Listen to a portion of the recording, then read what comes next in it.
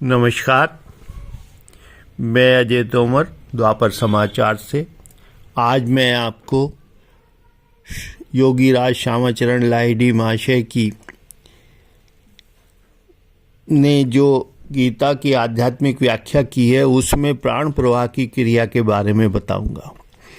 प्राण प्रवाह की क्रिया से सूक्ष्म शरीर के मुंड में सुमेरु प्रांत में सप्तम व्याहृति के स्थान में सुषुम्ना नाड़ी एक पेटी और पृष्ठ युक्त सूक्ष्माति सूक्ष्म सुधीर अंकुर के आकार में बनना आरंभ होता है। कुछ बढ़ जाने पर वह अंकुर रूपी सुषुम्ना नाड़ी जड़ में ही पेट की ओर केले के वृक्ष के फूल की तरह से टेढ़ा होकर नीचे की ओर झूल जाती है। उस अंकुर रूपी सुषुम्ना नाड़ी का यह पहला बांक हुआ। उस बांक की जगह पर एक चक्र युक्त बिंदु जाता है।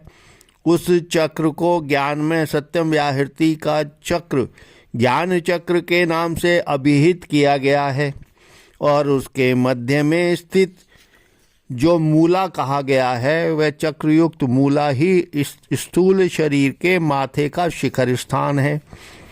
यही चक्र भगवान का गोलोक धाम है और वह बिंदु रूपणी मूला ही आद्या शक्ति मूल प्रकृति या ज्ञानमयी परमा प्रकृति है और वही देवी शिखर वाहिनी है। इसी चक्र में भगवान आदि देव के रूप में आत्मा विकास करते हैं और परम पुरुष परमात्मा तथा उत्तम पुरुष के नाम से अभिहित होते हैं। ज्ञान चक्र ही भगवान का सुदर्शन चक्र है और वही इस जगत का कारण भी है।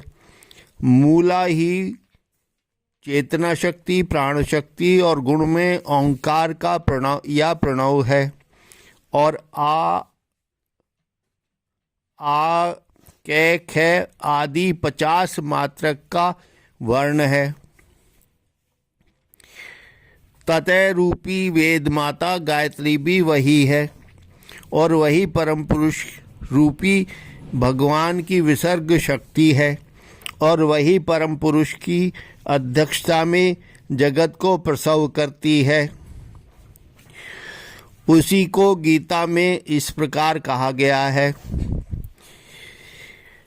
ज्ञान चक्र के विकास के बाद प्राण प्रवाह की क्रिया से उस अंकुर रूपी सुषुम्ना नाड़ी के कुछ और बढ़ जाने पर वह अपने मुख को केंद्र बनाकर एक वृद्ध चक्र का गठन करती है। इस चक्र को विज्ञान चक्र कहते हैं। विज्ञान चक्र ही स्थूल शरीर के माथे का शिखर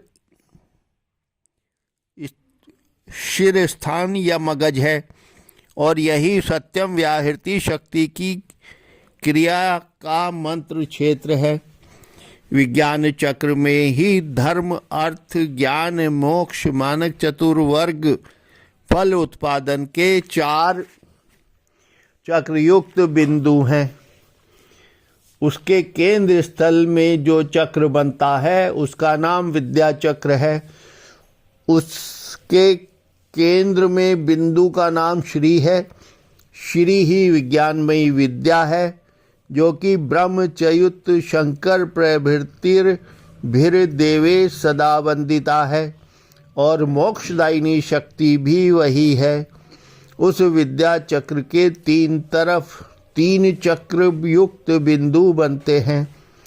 उसके दक्षिण और जो चक्र बनता है उसका नाम ब्रह्म चक्र है और ब्रह्म चक्र के मध्य बिंदु का नाम बामा है और बामा ही ब्रह्म शक्ति ब्रह्माणी है और ब्रह्माणी ही धर्म दायिनी शक्ति है। विद्या चक्र के ऊपर की ओर जो चक्र बनता है उसका नाम विष्णु चक्र है और विष्णु चक्र के मध्य में जो बिंदु बनता है उसका नाम ज्येष्ठा है। ज्येष्ठा ही विष्णु शक्ति वैष्णवी है और वैष्णवी अर्थदायिनी शक्ति है। विद्या चक्र के बाईं ओर जो चक्र बनता है उसका नाम रुद्र चक्र है। उसके मध्य में जो बिंदु है उसका नाम रौद्री है। रौद्री ही रुद्र शक्ति रुद्राणी है। रुद्राणी काम सिद्धिदायिनी शक्ति है। श्री बिंदु को अपना केंद्र बनाकर बामा, ज्येष्ठा, रौद्री तीनों बिंदु एक त्रिकोण क्षेत्र का निर्माण करते हैं और इस त्रिकोण क्षेत्र का नाम मूल त्रिकोण है। विज्ञान चक्र के प्रस्फुटित हो जाने के बाद अंकुर रूपी सुषुम्ना नाड़ी के कुछ और आगे बढ़ने पर वह फिर पेट की ओर, इस बार पीछे की ओर टेढ़ी हो जाती है। इस झुकाव को सुषुम्ना नाड़ी का दूसरा झुकाव कहते हैं। इस झुकाव की जगह पर और एक चक्रयुक्त बिंदु बनता है। इस चक्र को अज्ञान चक्र कहते हैं और इस चक्र के मध्य में जो बिंदु उसे कूट या कूटस्थ कहते हैं। कूट ही माया या अज्ञानमयी विद्या है। यह अज्ञान चक्र स्थूल शरीर के मस्तक में दोनों भवों के मध्य का स्थान है।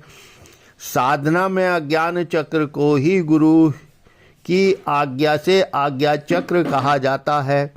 इस द्वितीय झुकाव से अंकुर रूपी सुषुम्ना नाड़ी आगे बढ़कर तपे नामक व्याहृति के स्थान में मूल सुषुम्ना के साथ जाकर मिल जाती है। तब प्राण प्रवाह मूला से कूटस्थ होते हुए तपे व्याहृति के स्थान में आकर मूल सुषुम्ना नाड़ी में प्रवाहित होता है, जिसके फलस्वरूप नीचे के जने आदि पांचों व्याहृतियों में 5 चक्रों का गठन होता है।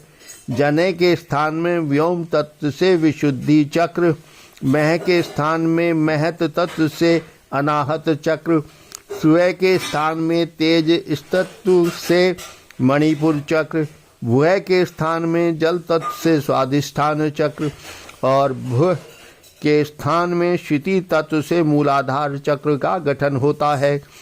सुषुम्ना का यह अंकुर रूप से वर्धित अंश मूलाकूटस्थ तपे व्यापित बांका अंश मूल सुषुम्ना नाड़ी की द्वितीय शाखा के नाम से अभिहित होता है और सत्यम व्याहृति से तपे व्याहृति तक व्याप्त सरल अंश मूल सुषुम्ना नाड़ी को प्रथम शाखा कहकर गण्य होती है।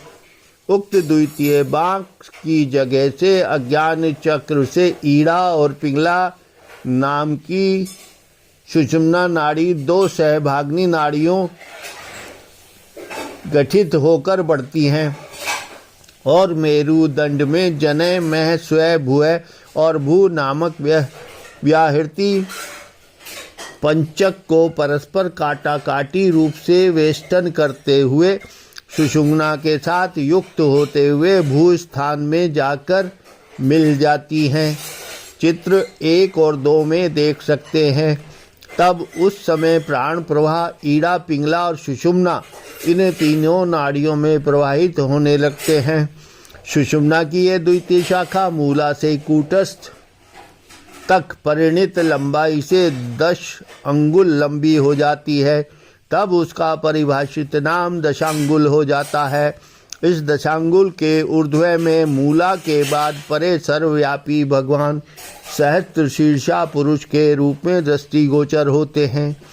इसलिए पुरुष सूक्त मंत्र में उनके संबंध में इस प्रकार कहा गया है, स भूमित सर्वतो रत्वा त्यतिष्ठिता दशांगुलम।